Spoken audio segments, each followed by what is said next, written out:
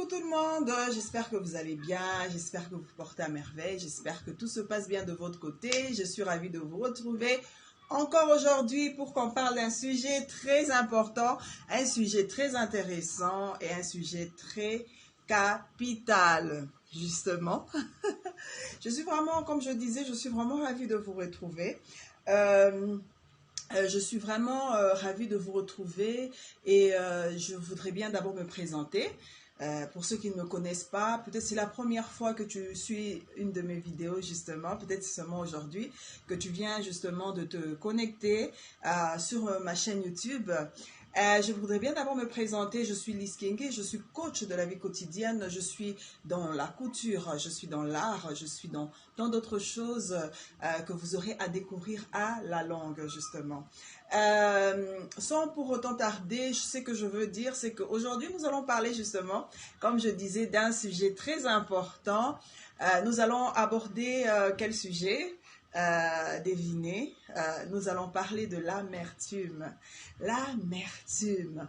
Et quand j'ai vu ce mot, il y a quelque chose qui m'a fait quand même rire. Hein.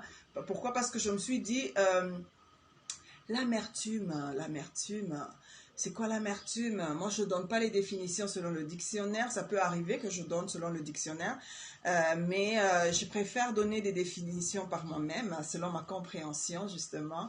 Sinon, ça ne va pas donner un sens, donc, à ma personne. Donc, ça veut dire, je préfère... Le dictionnaire est là, justement, pour...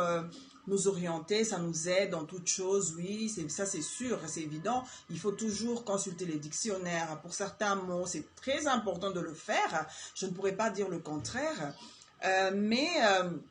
Parce que la langue de Molière, justement, des fois, elle est un peu compliquée. Elle est tellement complexe qu'il faut des fois aussi aller fouiller. Il y a des mots qui nous échappent.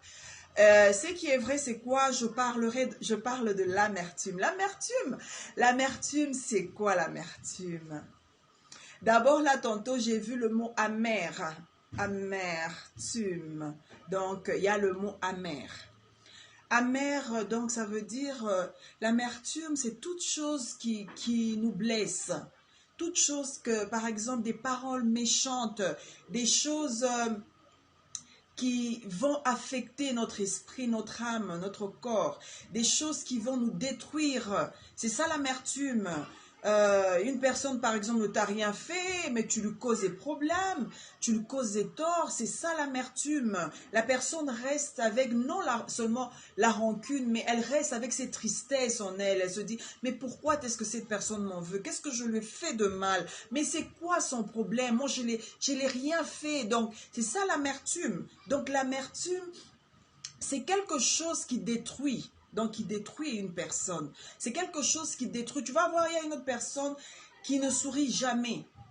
Moi, je me rappelle, il fut un temps dans ma vie où j'ai traversé des moments tellement difficiles que je n'arrivais plus à sourire. Donc, quand je devais te montrer mon sourire, donc tu te dis que, en tout cas, tu es vraiment chanceux. Donc, c'était ça.